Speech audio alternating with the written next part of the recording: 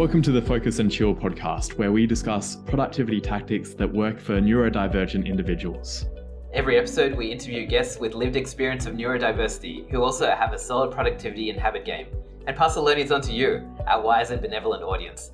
We're your hosts, Jeremy and Joey. I'm Joey, and I coach creatives to get moving on their most ambitious projects through the power of solid habits and strong focus. I'm also a perpetual student of psychology and perpetually on a quest to a one-upped chin-up. And I'm Jeremy, a neurospicy software developer turned startup founder, building the Focus Bear app to help people with ADHD and autism thrive at work. My cool party trick is leaving parties early so I can get to sleep in time for my 2-hour-long morning routine.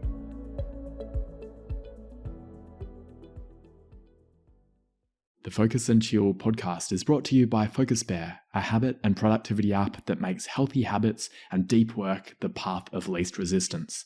If you have a tendency to check emails or scroll through Instagram first thing in the morning, but long to develop a meditation and exercise habit first thing, Focus Bear can help you. The app blocks distractions on all your devices and guides you through your habits one at a time. Throughout the day, Focus Bear assists you to stay in deep work by blocking websites and apps that are unrelated to your chosen focus mode. Life's not all about work though. You'll be prompted to take regular breaks to rest your eyes and stretch your muscles. At the end of the day, Focus Bear helps you switch off. Work-related apps get hidden so you can unwind and sleep well. Check out the app by going to focusbear.io. Welcome to episode number 59 of the Focus and Chill podcast. We're thrilled to be joined by Christina Hooper today. Christina is revolutionizing the journey for neurodivergent entrepreneurs. As one of the world's only AuDHD business designers, she puts a focus on understanding deeply, unlocking potential, and designing businesses that aren't just successful, but also fulfilling and sustainable. Christina and her business partners are creating a space where differences are strengths, where every challenge is a chance to innovate, and where everyone gets to live their best life through the journey of entrepreneurship. Welcome to the show, Christina. Hi, thanks for having me. Yeah, great to have you on. Let's start off by talking about your journey with neurodiversity. When did you first realize that you weren't neurotypical? It was only about a year and a half ago. So I'm 40 now, so at about 38 and a half, late diagnosed. Self-diagnosed initially through TikTok, of all things, because it's like you get to see other people sharing their experiences, and it's like, oh, I thought that was just everybody did that. And oh wait, that's not everybody. That's just ADHDers, and oh wait, autism too. All of those things too. And just started realizing it was like the first time I felt like somebody understood how my brain worked. Felt like I actually connected with other humans. And it was like one of the first times I didn't feel like this weird little robot pretending to be people all the time, you know? Was that one of the things that a bit of mental rehearsal in conversations? What were some of the signs that you noticed via TikTok that made you perhaps different from other people? Oh, it was all kinds of things. It was stuff like the mental voice that will never shut up, not being able to focus on things unless I really enjoyed them. The way my brain wants to bounce around and make 1,000 different connections and it can't follow one train of thought for any length of time. Not being able to sit still. I think like because I'd made it so long without being diagnosed, I didn't even realize how much I was masking until I stopped, until I intentionally stopped trying to mask, and I was finding joy again in my own home. I was dancing around and bouncing around when my brain DJ put a good song on, and just moving around my kitchen for the first time doing that. And it was just like, oh my gosh, I feel so much better. I feel better. I quit trying to mask. I just enjoyed being weird. But it just all kinds of little things. Focus and attention and being able to draw connections other people couldn't draw. And, I'm like, why can't everybody watch videos at 4x speed? Why do I need the subtitles on and nobody else does? Like, well, I'm what's impressed. happening here? I thought 3x speed was good, but you take it to the next level. I had to put a special plugin into Chrome that lets me speed it up as fast as I can. So usually I'm speeding it up until I'm having buffering issues. I love it. Yeah. I find 4x speed, it starts to become, the voice pitch seems to change a little bit. It's a little bit unpleasant to listen to. But if it's a really slow talker, then I can imagine that working. Yeah, like Donald Miller's a good one that I can do it like 4 to 5x speed. But then the guy who owns High Level, he's already talking at 4x speed normally. So like about 1.5, 2 is as fast as I can go there. But I've noticed it helps me focus. So if I'm watching something recreationally and I just want to chill, that's one thing. But if I'm watching something that I want to learn and absorb and actually retain the information, the faster I watch it, the harder it is to keep up. So I have to pay attention. I Yeah. can't like watch this video and this video at the same Mm. time if they're both fast. But Yeah. like normally I can read a book, watch a video, and listen to a podcast at the same time and catch all three. I So can't do that. speeding it up I'm actually helps. I can write code and listen to a podcast at the same time, but different inputs at the same time seems to not work well for me. You take it to the next Almost level is a of requirement for me. Like I have to have at least two things happening kind of at any moment or I can't pay attention. Do you ever find you talked about TikTok as being the source of your diagnosis? Do you ever wish you could speed up TikTok? It certainly felt that way. You can go to 2x, but that's as fast as you can go on your phone. And I love that they made it where you can hold you hold down on the side, either the left or right side, and it'll speed it up to 2x now. So I do that on like every single video. I wish I could just make it the default, but then on my computer I can because I have that nice little Chrome plugin that will speed everything up by default. So my default's like 2.5. So if I watch TikToks on my computer, it will speed them up. So you talked about, I guess, a combination there of some of your strengths in terms of making connections and some of the challenges. Let's go into the challenges a bit more. Prior to being diagnosed, what were the hardest things for you? I think that the thing that kind of finally broke me and made me seek help in doing better was like I just could not focus. I could not, even the things that like were easy and they should be simple. Like I had this course I was trying to produce, and I'm super techie. I started life as a computer programmer. My original degree was in engineering. Like I am a tech nerd. Building a course is nothing. There was no challenge there. This should be easy. And I spent months trying to do it. I'm like, I had taught this thing live. I had taught it in workshops. I knew the material already. I just needed to record the lessons. This should have been simple. And I was blocking out time to do it. I was doing everything that was supposed to work, everything that I had seen, every trick in the book, every, no distractions, turn off all the things. Nothing was working. I was just sitting here for hours, just chasing little squirrels or whatever and not doing the thing I needed to do. And I'd been following this mindset coach for a while. I had blocked out time. I'd followed everything she had said. I had told all of my family, this is what I needed for today. I need no distractions. I'm going to sit in my office and I'm going to block out 8 hours. I'm going to record this whole thing and I'm going to get it done. At the end of the day, my husband came home. He's like, how's this going? And I was bawling. I just started bawling. I was like, I can't do it. What is wrong with me? This is simple. Why can't I make myself do it? And I was in tears. I was just in tears. And he's like, you need to go ahead and hire Melanie, don't you? And I'm like, yes, I do. Yes, I do. Like, I don't know what my brain is doing and I don't know how to fix it. And I don't know why I can't, like why I'm broken. And I hired her and we approached it differently. She's like, why do you think most people do wrong when they make courses? I was like, oh, well, they make the videos really long and they talk forever. And it had like a whole list. She's like, how would you do it differently if you were doing it? I'm like, oh, well, like TikTok style videos. If I could make a whole course in like 5-minute videos, wouldn't that be so neat? Right. And she's like, okay, why don't you try that? The whole freaking thing was done in an hour and a half. Filmed, edited, published, ready to go because I just had to make it fun again. I had to find some way to make it fun. I had to play with it because I'd already taught the material. So the material was boring because I already knew how to do the text. So there was no challenge there. I already had the slides. So I didn't get to design things and have fun. I was literally down to the most boring things left. And she's like, that's why you can't do it. Why would you want to do things that are boring? Why is your brain going to get excited about something that's boring? All right. So I think that is probably the single biggest negative symptom that has shown up for me and that has shown up for all of our students at the Academy and every client that I've worked with. When the thing is boring, you just can't do it. And we have so many boring things that we have to do. We have to, Yeah, I can so relate. I have to do videos as part of my job as a product manager. And to actually get myself to do it this time, I did a reenactment of a pirate talking to a sailor and put on a pirate costume. And I was highly motivated to do that video. I did it a week early. Unfortunately, the company refused to let me publish it. So I have to do a straight-laced one. And I've been procrastinating on that now. Why do we have to do straight-laced ones? Yeah. The more fun I have had, the better I'm able to connect with people, which I think has been one of the coolest things about learning to unmask and to be myself, to be me more, to wear my like nerdy Naruto necklaces when I'm on podcasts, to embrace pigtails. They're fun and they're practical. Like just being me and having fun. Like I can't believe there was a version of me that worried about dyeing my hair blue once upon a time. And like now that's my brand. If I went to brown hair, nobody would recognize me, you know? And like that one's a real obvious one, but little quirks come out too. Like being afraid that if somebody sees you sitting here stimming with something so you don't fidget like crazy on camera, like if somebody sees your fidgets, they're going to think less of you when you've got all these fun little toys to play with all over your desk. You know, being afraid that like if you wear the comfy clothes, especially as women, right? We go to business events. Business clothing for women is not designed to be comfortable. There is not a single piece of that clothing that is going to work well when your brain is getting mad at all the textures and how it's like catching on your feet weird or tripping you up or, you know, it's like I went to the last business event wearing yoga pants, stretchy, comfy shirts, whatever jewelry, makeup. I didn't wear heels the entire time. I was in my like Converse high tops.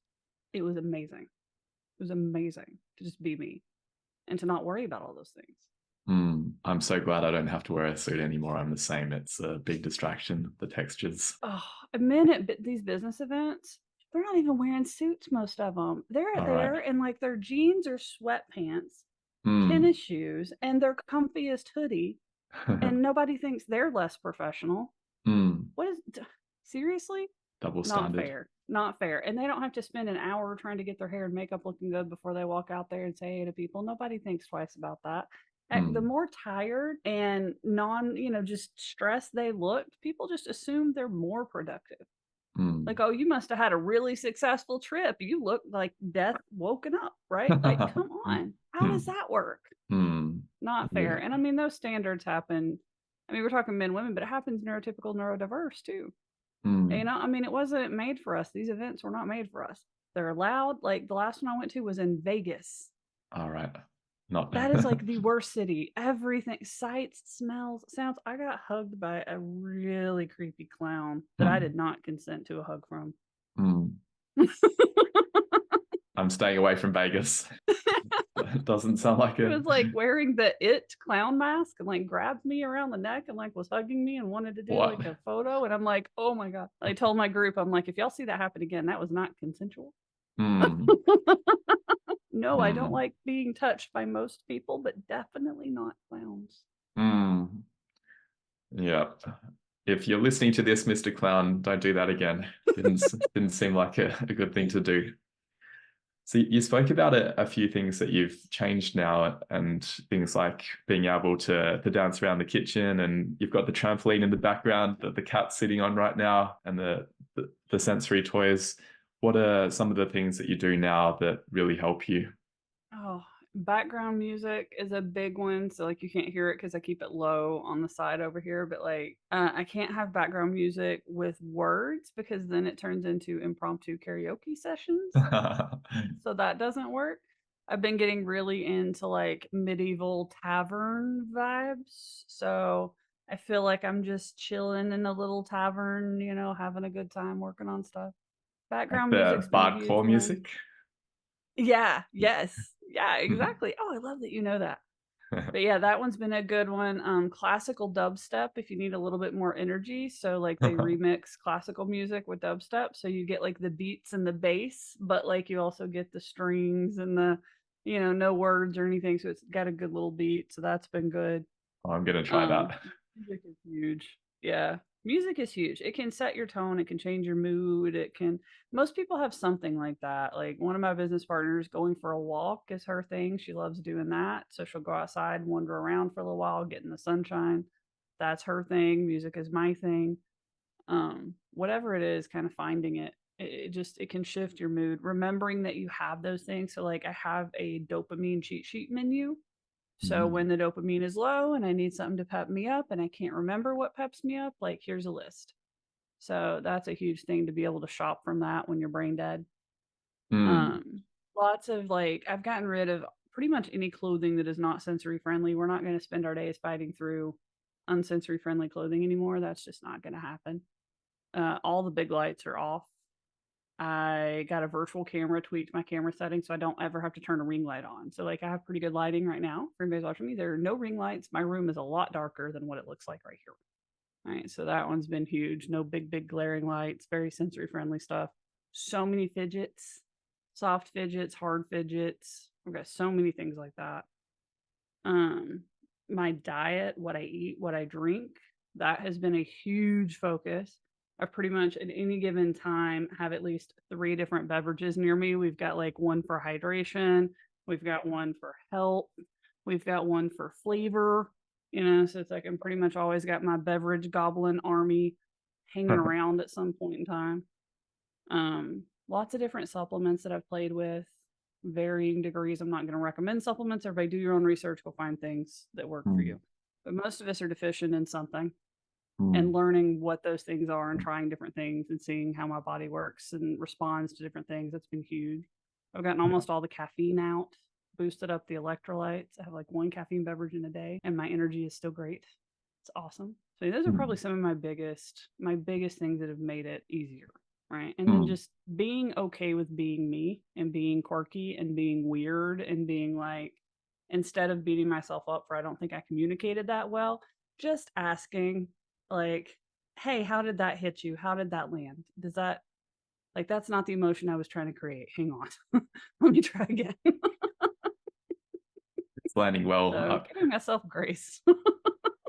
Have you found that that has made quite a substantial difference, the diet and the beverage changes? Because I think there's quite a strong crossover with gut symptoms and autism. I've certainly found that for me. Yeah, there's a lot. I've recently learned about the MTHFR gene mutation too. So I'm going to go get gene tested for that, because one of the things I learned was that if you have that gene mutation, which is really common for neurodivergent, autism, things along those lines, that you actually turn one of the forms of B12 into cyanide in your blood system. And a normal B12 deficiency doesn't show up, like, because you do have B12, it's just not available to you. You don't absorb it and treat it the right way. It's like the cyanocobalamin version of B12, like starts with CYAN, like blue cyan. And it's in everything. It's in my multivitamin. It was in my B vitamin that I was taking. It's in my electrolyte drinks, my protein drinks. It was in everything. So I started cutting that one out, and I'm already seeing some of my like allergies reverse. So some of the things, like I was developing allergies to pretty much all fresh fruits and vegetables, meats, dairy. Like I was getting down to like cheese and bread. It was pretty much the only things that were safe and not causing me problems. And I started reversing that a couple of weeks ago. And that has been exciting because I've been developing allergies for like 2 years now. The more I was eating healthier with protein and, my electrolytes, I was consuming more of the bad B12. So if I do have that mutation, then I was poisoning myself and creating all these extra symptoms. So like most things, it's a pretty easy thing to adjust and see how it works. So you don't necessarily have to go to a doctor and be like, do I have this gene? If you change your diet and change your food and you see a benefit, cool. If you want to go on to the doctor and keep pursuing it, cool, do that too. But it's just testing, just changing things and just seeing how I felt. It's like I noticed some foods I didn't feel good after I ate them. Some things I felt better. Same thing with drinks, and just becoming aware of what's happening in your own body instead of just writing it off as like, oh, well, I'm just lazy or I'm just tired all the time, or like making these negative traits part of our personality instead of being like, I'm somebody who should not be this tired all the time. I wonder why I am. And trying to troubleshoot it. Yeah, that's so important. Similar things myself. And let's now move on to a combination of your work. But before we talk about that, what strengths have you found you've been able to lean into since learning more about your neurodivergence? Leaning into a lot more of the like business design skill set, because it's a really unique trait that I thought, oh, there's no way I can really do this before, right? Like there's no way, it'll fail. I won't enjoy this forever. I won't enjoy it. And I just kind of put it off. And then learning I had autism and learning that's probably why I can think the way I can think and what I can do gave me a lot more confidence. As weird as that is, like it's not a fluke. It's actually something that's part of me and I can do this all the time. Because like with business design, I'm looking at the entrepreneur, I'm looking at their goals for their life, for their business, for their legacy. Like, do they have kids they want to leave things to? Do they have, ailing family members that they want to be able to support? What are their quirks and traits, and what are their strengths and weaknesses when it comes to their business and their neurodivergence, and looking at how do we take all of that and design a business around them that fits them. Right. And it's like, if you've seen The Matrix, and they're like the loading scenes, they like step into this white room and then they're just like, we want, weapons. And then it just goes, and fills up with every possible choice, and then it refines. And it's like that's kind of what my brain's doing when I'm talking to somebody. Like as they talk, this room in my brain is just filling with every possibility. And the more we talk, the more I'm like, not that one, not that one. And I'm doing it really quickly. And in about an hour, I can plan the next 20 years of somebody's life. And it's Wow. like, that's a really weird little superpower skill set that I haven't met anybody else that can do. And, I just kind of wrote it off. I was like, this is just weird, you know? This is just strange. It's not really a superpower. I'm not really doing anything cool. But the more I did it and the more I leaned into it and the more I started seeing the results businesses were getting from it, it's like, wow. Yeah. Yeah. It is a superpower. My brain is kind of cool. I do like it. It's annoying sometimes, but every so often it does something fun. Yeah. Yeah. That's a pretty cool superpower, Christina. Could you tell us a bit more about your work projects? And the biggest one right now has been the Academy. It is probably one of the most ambitious, legacy leaving, impactful things I've ever done in almost 18 years in business now. We're using what I can do, my frameworks and stuff that I've developed as a underlying roadmap for entrepreneurs. So it's like, sometimes you get into these masterminds and they just kind of throw you in. You don't have any idea, where do I start? What am I doing? So like my framework gives you that. But then we pair it with a mindset coach who's helping you conquer all the mindset gremlins that pop up.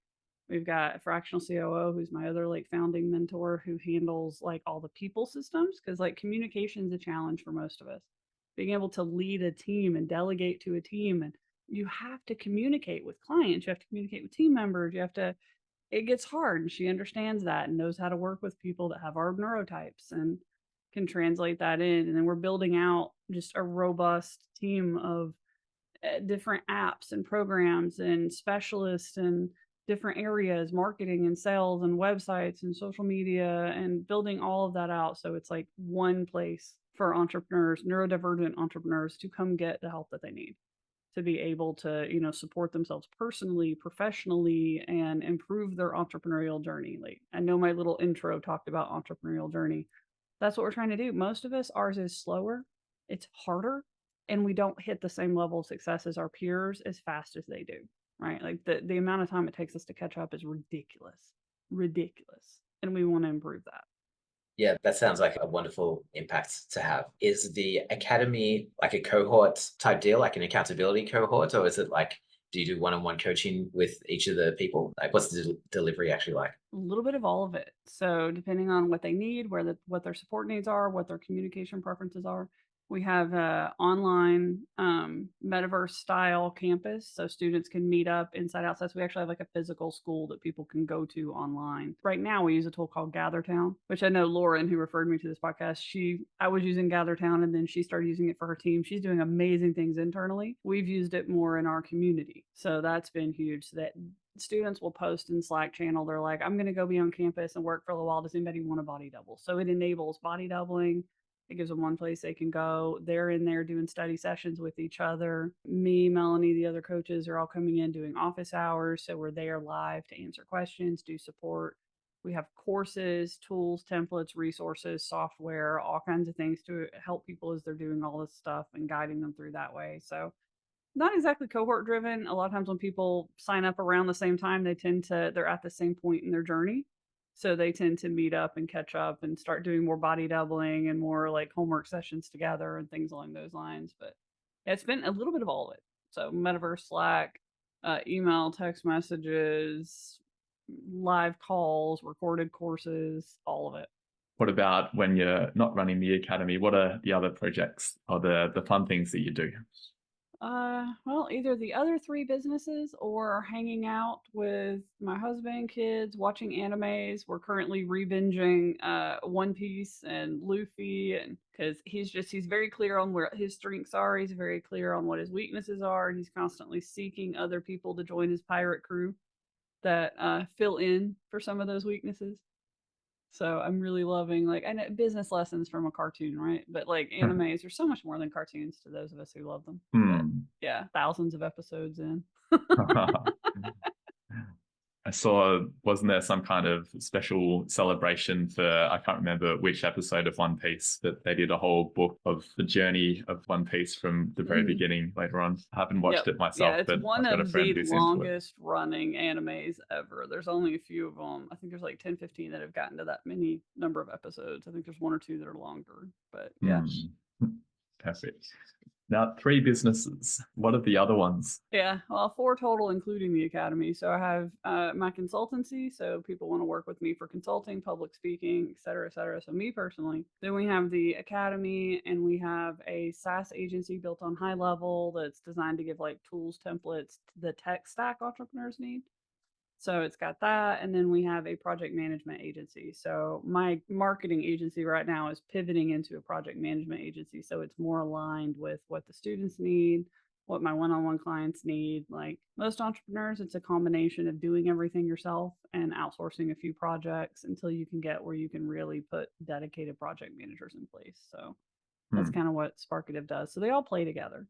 And it's part of how I teach entrepreneurs to build their businesses. Like you don't want to create completely disparate different businesses with different audiences and different, everything, because then it's so much harder. If you can have like multiple businesses that serve the same client in different ways, then you can sell 3, 4 things to each client. Plus the themes are easier. The marketing focus is easier. Who you are as an expert doesn't pivot and change. Right? Like, I help misfit entrepreneurs on their, entrepreneurial journey. That's not going to change. My statement, who I am, doesn't pivot, doesn't adjust as I launch new businesses, as I do new things. They're all designed to serve that one mission. Like you see entrepreneurs pivoting all the time because they're moving, especially neurodivergent entrepreneurs. We get bored. And before a business can really blow up and succeed, it's got to get crazy boring. You're going to have to give yourself something else to play with while it goes through that boring growth phase. Yeah, I can identify with that. Can you tell us about the journey of getting to 4 businesses? You've been in business for 18 years, you said. Which one did you start with? None of them, actually. Sort of.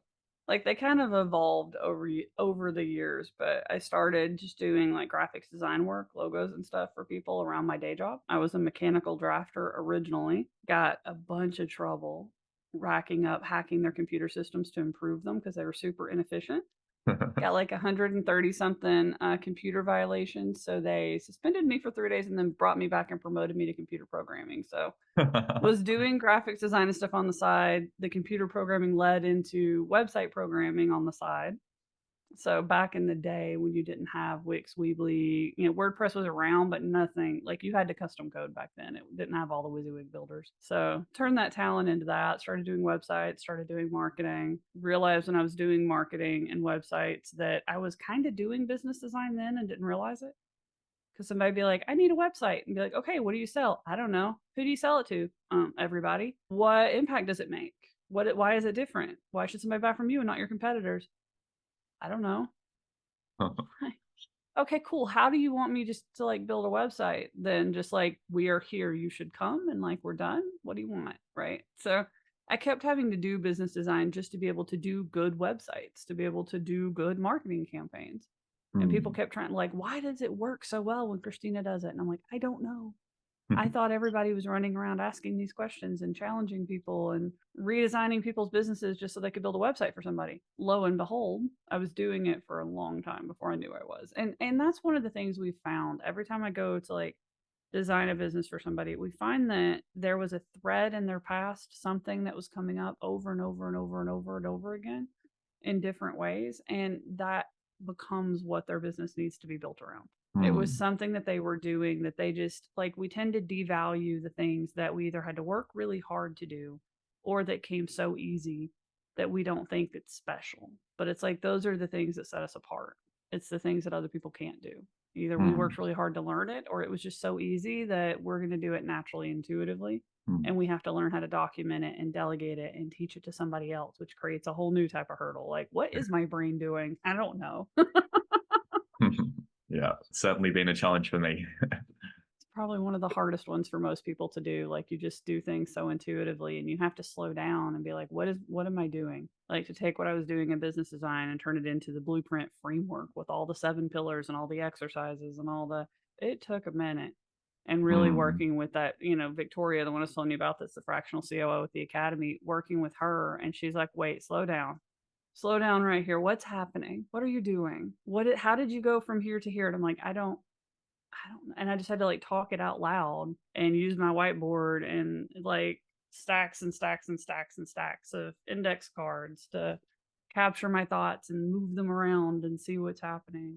It's tricky, but like some of the most powerful frameworks that are ever created, they started that way. A neurodivergent entrepreneur whose brain worked differently tackled a problem that nobody else even realized was a problem until they solved it. And then they're like, oh my gosh, yeah, now I see all the flaws with the old way. This way is better. Almost every time. Yeah. Yeah, Christine, speaking of like all the powerful frameworks and the tools and stuff. Now, earlier in the conversation, you spoke about creating a course in 90 minutes. Now, a lot of our audience, myself included, are probably frothing at the mouth going, how do you achieve that level of supreme productivity? I'd love to know a little bit more about tips and tricks that you use to optimize your productivity during work hours. You mentioned the 4x speed. You mentioned like having multiple channels, like the video and the podcast going at the same time. Do you have anything else to share? Probably the biggest one is it doesn't start the day you need to focus, right? It started the day before. So if you know that like today needs to be your day that you really start focusing, you have to think about what are you doing the day before? What is happening? If you're running around to like a doctor's appointment and you've got 2 or 3 meetings and you had this really big project that you had to meet a deadline for, and like that was the day before, today's not going to be a productive day.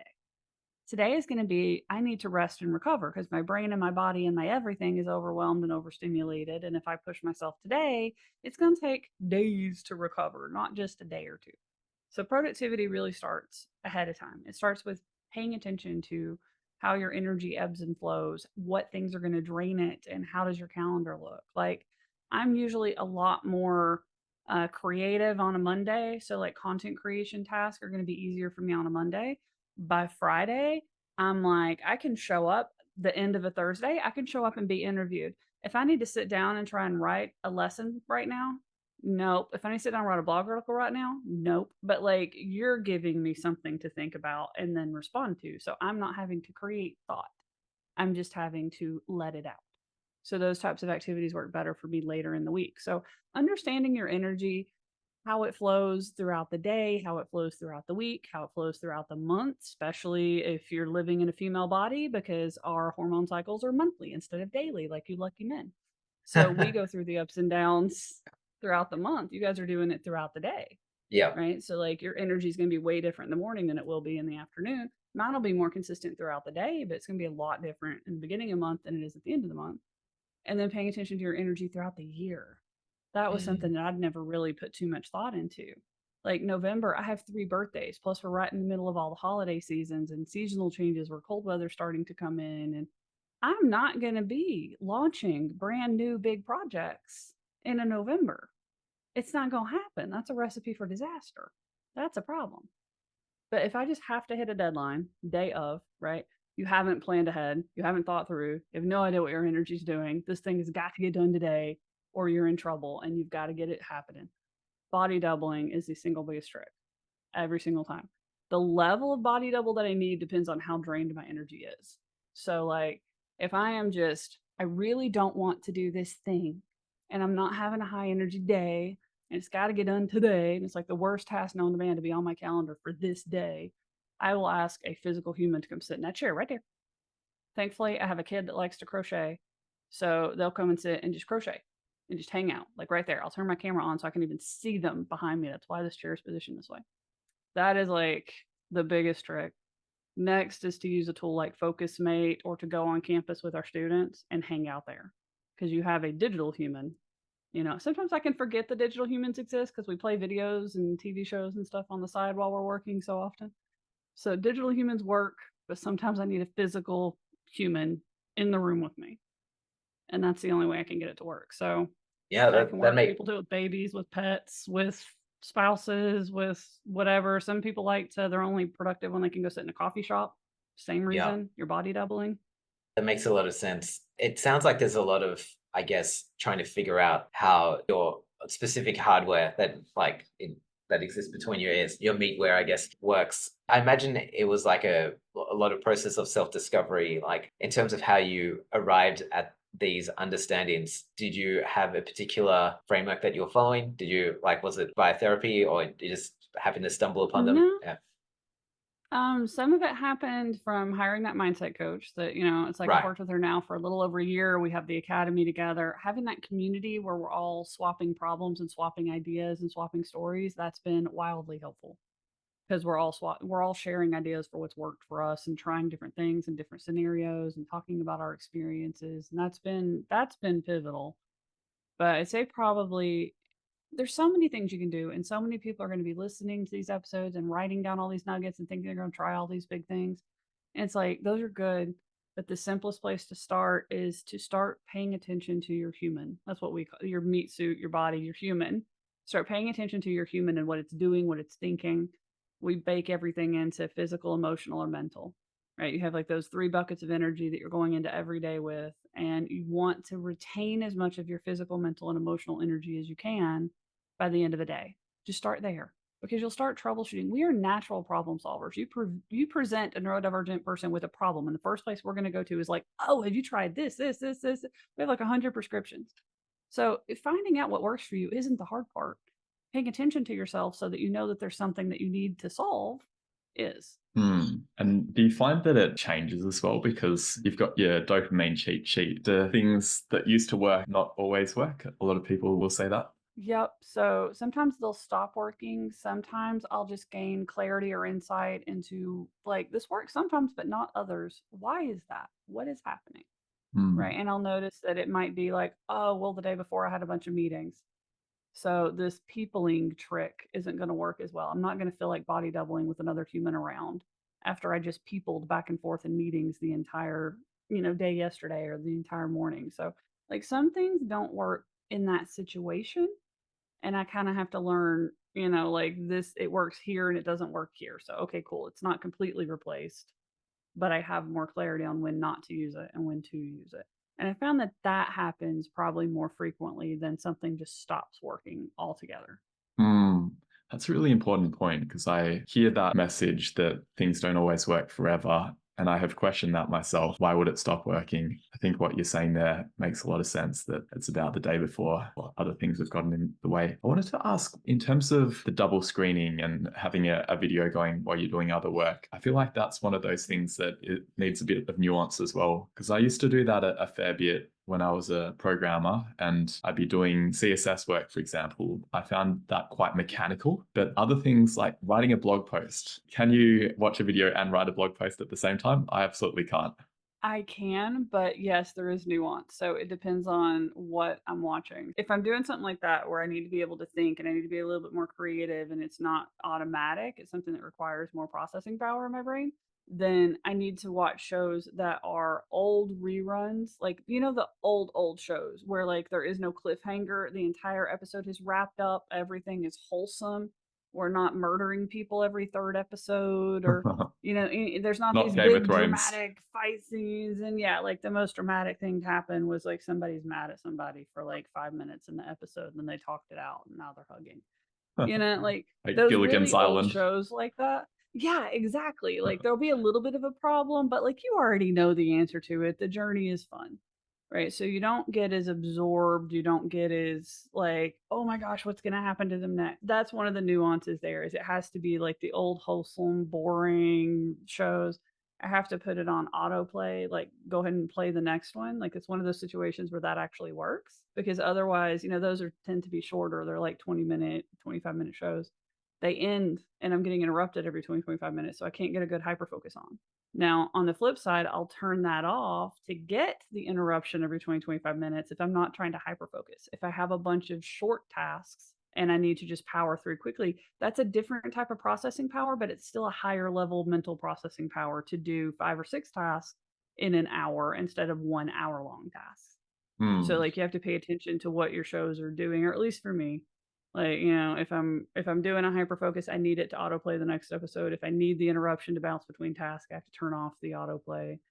And then if I need like something that's actually going to take my attention away, like for a break, like I'm going to take a break, I'm going to watch like 30 minutes, 45 minutes of something wholesome and happy. I'm not trying to work while I'm watching. I'm trying to relax. It's going to be something fun. It's got to be good times.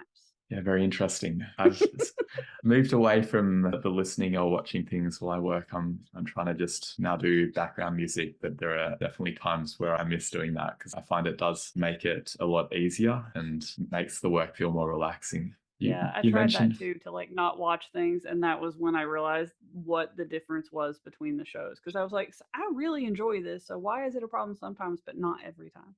And I started realizing that it was the type of shows that was like, I was like, okay, this one I'm going to get sucked into. So that's not okay. This one I can listen to. Like right now, one of my go tos is Golden Girls. I have my most productive days to Golden Girls right now. I don't know why. It just works. It's a background show. Reruns is important too if you've already seen it before. So you already know what's happening. You could literally rewatch the exact same series as your background show like multiple times in a row.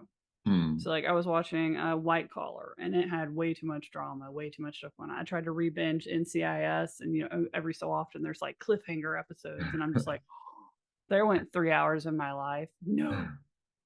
So yeah, that was a huge one for me. And a lot of people tell you that's the neurotypical advice. Like you can't have background shows, it's distracting. It's like, we need a certain level of distraction depending on the task that we're doing, or we can't focus. Yeah, find either that or find a way to make it more fun, but there are some things that can't be made fun. Yeah. Now there are some things I found some weird ways. One of my students recommended this book, and I love it. It's called like Play ADHD, and it is amazing. It's got lots of little simple tricks. The book itself is fun. You even have to read it upside down for part of the book. So the book itself is fun and playful, but like they give an example of putting emojis and column headers on an Excel spreadsheet. So like you're sitting here having to build a spreadsheet, go find a fun emoji to put in every column header. Like take a few minutes of fun in the whole thing. So like I started using a lot more emojis and stuff just because that's a really simple way to have some more fun. I try and think, how can I do it differently? How can I, like you mentioned earlier, one video that you did in like a pirate voice, and that made it fun for you. But now you have to go do it again the boring way. I do subtle things like, I've got my little Naruto necklace on right now. So like I can make myself feel like I'm a ninja today, and like I'm gonna ninja through this, and like nobody else knows that in my head I'm like, look at me being a ninja. I know, so it's fun. I'm gonna secretly put pirate references into my straight-laced video, but I'm gonna do it in Mandarin so people won't realize. But maybe I should get a pirate necklace as well, something more subtle. Put like a pirate poster in your background. Yeah, I'll do that. Now, you talked about being interrupted by videos. We're going to interrupt this video now and take a short break. Hi there, Focus and Chillers. Are you ready to supercharge your knowledge in the realms of creativity, tech, and psychology? Come check out my fortnightly newsletter. In each edition, you'll get quick wins and actionable takeaways that you can put into practice right away. If this sounds like you, I'd love to have you as a reader. Subscribe for your fortnightly dose of insights. The link is in the show notes. And now, let's get back to the show. All right, we're back from our break, and we're going to do a power round for our remaining questions. First of all, neurotypical people, they communicate in weird and strange ways. How do you manage communication with neurotypical people? I quit trying. That is the stupidest thing, but it is. I just quit trying. I just embraced quirky and weird, and I try to be a good human as much as possible. And if anybody thinks I'm saying something offensive or rude, I'm like, do I ever come at you with ill intent on anything that I do? Well, no.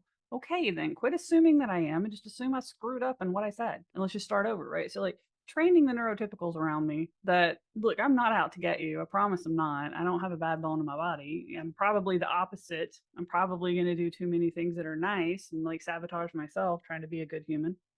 But like, I just quit trying.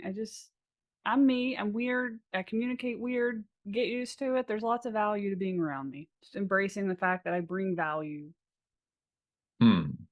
Love that. That's kind of a non-answer, isn't it? That's like an evasive non-answer. It's a good answer. I don't.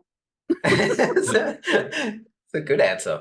Yeah, it sounds like you warn people as well. That's one thing I'm having to do. That at times I might be brusque, but it's not because I hate you. It's just me. That was a hard one to get comfortable with, because like, do you tell people you're neurodivergent? Do you not? And then you get all the questions and like, I couldn't tell that you were. And then like 10 minutes later, they're like, okay, no, yeah, I see it now. Cool. Awesome. Christina, could you tell us a bit more about what your morning routine looks like and how that's evolved over time? It looks like being a sloth. That's probably the biggest way that it's evolved. So, like, I used to run around like Speedy Gonzalez, Roadrunner. Like, that was how I hit the, like, late every morning, shove myself out of bed, fly around like I'm being chased by a pack of hyenas while I'm just trying to make breakfast. Like, that was how I used to live my mornings. Now, even if I get up late, even if I need to rush, we're not coming with hyena energy. We're coming with sloth energy. We're going to get it done, but not with the anxiety. Yeah. Right. So I've done the best I can to, even on a morning where like maybe I got to get out and get my dad to a doctor's appointment, or like I have to get up earlier and people earlier than what I'm comfortable. I'm still Mm, just going to chill. I'm going to get ready in 30 minutes or 3 hours, but my attitude towards it is going to be the same either way. And that changes the tone of your entire day. And it changes the yeah. people around you. Like initially, my husband's very much a roadrunner panic energy morning kind of person. That's how he is. But when I stopped joining him in that energy, and I'm just, well, we're getting ready and we're done at about the same time, but he's all stressed out and panicked before he started his day. And I'm just like, good times. I got my dopamine beverage army and I'm heading upstairs. He started calming down, and it's like the people in your life start to adapt. Like we tend to drive our households, I think, more than we realize. The energy we Mm, bring is how the house goes. So my entire house is like anxiety level with my energy shifting in the mornings went down. mm. Can you tell us a bit more about the evening energy? Like, how's your sleep and how do you switch off at night? Yeah, I noticed, so like most of us have closing duties. If you don't have them written down, please, for the love of everything, write down your closing duties. You have to close your house up for the night. You have to shut it down. Write them down, put them on the fridge. Because one cool thing is other people in your house start helping you. Two, takes a lot less mental power and a lot less stress and anxiety worrying that you're going to forget something. Move the laundry over is on my closing duties because there is laundry in the washing machine at night, almost every night. Right. So, and it gets left, and then you beat yourself up in the morning, and that's how you start your morning, or that like 2 a.m. panic of, oh crap. Put your closing duties down, do that. I do my closing duties before dinner, which my husband didn't understand for the longest because he's like, well, let's just go eat. Food's ready. It's getting cold. And I'm like, no, no, no, no. We have to slow down before we go to bed, not speed up, not running around doing all my closing duties and then sitting down and trying to relax. Or that's how I do it. I speed up, do all my stuff, sit down and relax, and then take that energy off into bed. Also, screw the screens. You can have screens. I can have screens. I sleep so much better putting one of those stupid boring shows on and watching that as I go to sleep. Those ones I was talking about earlier that don't have the cliffhangers, the reruns, the boring happy go feels, the whatever. Turn one of those on. I am out in 20, 30 minutes. That low level of stimulation is enough to give my brain something to do while my body tries to sleep. If I don't do that, it just goes back into marinating on the entire freaking day. Do a sort of a journaling practice as part of your closing duties as well to help with the marination? I tried. Journaling doesn't work as well for me. I did find that I like some of the like practical magic things. It's kind of like tactile goal setting. So if I have to just like sit down and doodle, my brain gets bored with the writing. So I'm carrying on a separate stream of thought in my head from what my hand's doing on the paper, which is like the opposite of what journaling is supposed to do. And like my brain won't do the one thing at a time. Go figure. That doesn't work. But some of the, like, one of my business partners is very like magically oriented. She likes, the candles and the soups and the, doing those kind of things. So she kept suggesting, well, why don't you try this? Why don't you do this little candle magic ritual? Or why don't you do this little, like, soup is a magic spell kind of ritual. And, like you're literally making dinner and you're putting things in with intention. Bay leaves does this and cinnamon does this. And so you're making food, but you're also thinking about, how do I want to feel? What do I want to think? What do I want to Mm, do? And like you stir to the right for the things that you want more of and to the left for the things you want to get rid of. It's like I'm making dinner, but I'm also inviting more of what I want and less of what I don't. And it's like it's tactile goal setting. Whether you believe in witchy vibes and whatever, I don't care. I don't even know how much of what all of that I believe in. I'm woo adjacent, not woo woo, but it helps. It helps me. If I've got we'll do a little cord cutting magic with the two candles and a string between them, and you just watch the candles burn for people that you don't want around anymore. A bad client, a troll that's been commenting on all your videos. And it just lets you let go of it. You let go of that energy, So it's like whether you're woo adjacent, those types of things, being hands-on can help. Moving meditation and walking, it's one of the things my partner does. She goes for like an hour and a half walk every day, and that works for her. It's moving meditation. Nobody ever told me I hadn't heard that until she said that moving meditation. Because it keeps your body active, your brain active while you're relaxing. Yeah, that works so well for me. All right, let's wrap things up. Where can people connect with you and find your work? myname.com. So ChristinaHooper.com is that'll get you to everything. So all of my different businesses, all of my social channels, all the things are all accessible from that one site. Christina, it's been wonderful having you on. Do you have any final words or asks for our audience? So probably the biggest one is slow down and prioritize your joy. We have to slow down before we can speed up. You can't get out of your own way. You can't put the things in place that you need to happen until you can slow down. So quit trying to do everything as fast as possible. I know I live in the future a lot. That's what I do. But life is a journey. It's not a race to the next success goalpost, right? You will cross so many of those goalposts you set for yourself. Like success looks like this, and I'll be happy when I do this, and I'll take time for myself when I do this. We cross so many of those and don't even realize it. Like they're just goalposts. You're just walking right past them. Who cares? Enjoy the journey. Have fun. When your brain DJ puts on a good song, do an impromptu dance jam. I started playing music while I'm grocery shopping, not in my headphones, out loud. It's on like turned up and it's sitting in my like grocery cart buggy and it's jamming and everybody's laughing with me and having a good time. There's not a single person who thinks I'm weird or stupid. Maybe they do, but they dance with me and they laugh and smile. Who cares? Prioritize your joy. Life is way too freaking short, and you need to have fun every step of the way. Wonderful. And we'll wrap the show with that.